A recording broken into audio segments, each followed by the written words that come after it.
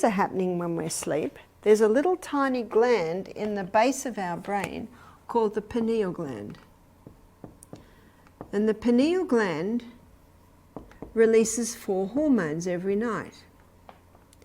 Usually between the hours of, well, it's summer here in the US, so it's daylight saving, so it's between 10 p.m. and 3 a.m. In the winter it will be between 9 p.m. and 2 a.m. The body doesn't know about daylight saving. What are these hormones that the pineal gland releases in those times? One is serotonin, and serotonin is your mood hormone.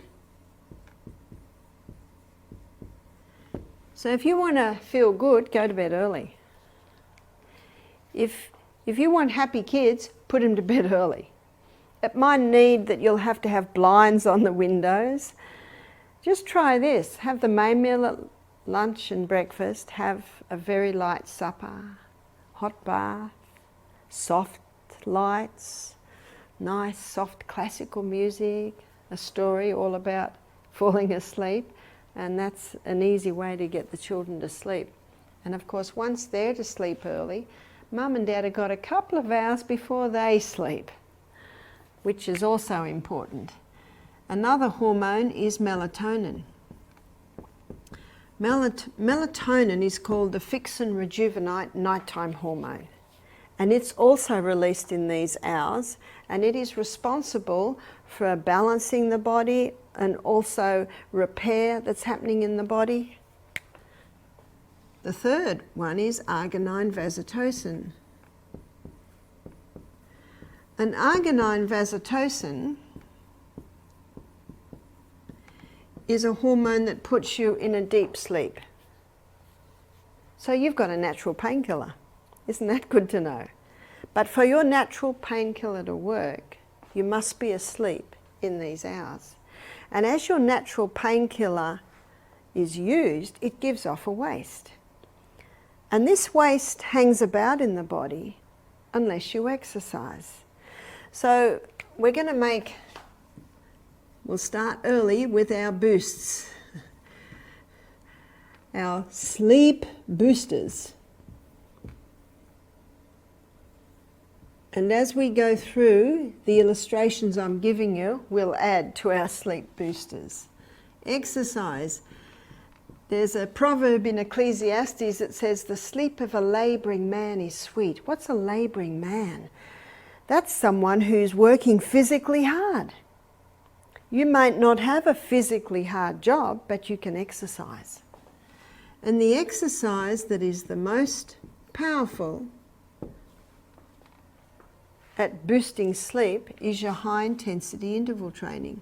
Now this exercise is also the best exercise to create a little perspiration.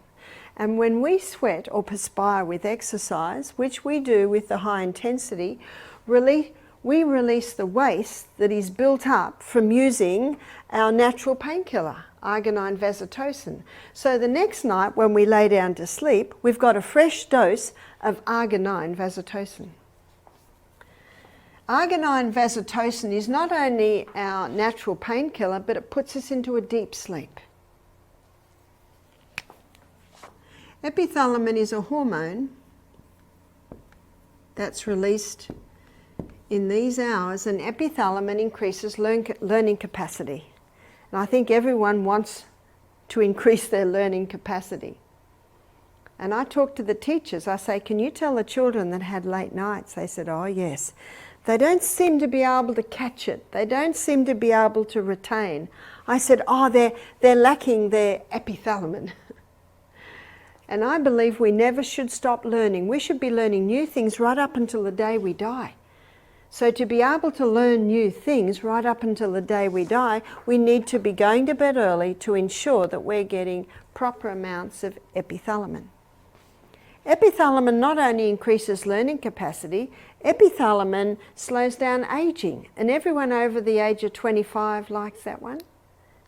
In fact, they have found, especially in people who are in professions where they don't get a lot of sleep, let's say rock singers, you know, they're not going to sleep till 2 or 3 in the morning.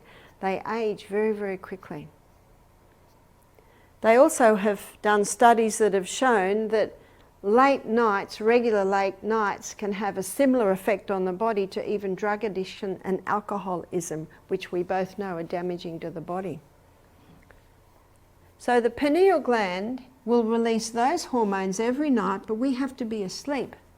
We have to be asleep for those hormones to be released. And there are some things that can stop the release of those hormones.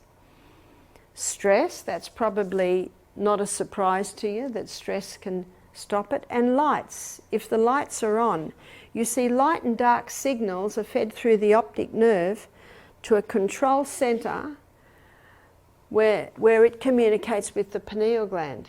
And that's why when the sun goes down, our brain and our eyes know it, because it's those light and dark signals that are communicating with the body clock centre of the brain that communicates with the pineal gland. So it's those light and dark signals. It's also the tides that also influence this happening in the body, which is why it happens in those hours. So it's important to sleep in the dark. It's important that if you have a night light, it just be a very dull light in the corner. My daughter always used to put a Himalayan salt lamp in the hallways for her little ones, so that if they woke up in the night, there was a soft glow coming from the hall and they could find their way to the bathroom. So that soft light will not interfere with it. Moonlight will not interfere with it, but it's the bright lights that interfere with it. And I think this is having a contributing factor why people aren't sleeping well. Because since the electric lights, you know, the house is lit up at night. And it's not that we don't have any light at night, but go for your soft light. Go for your soft lights at night.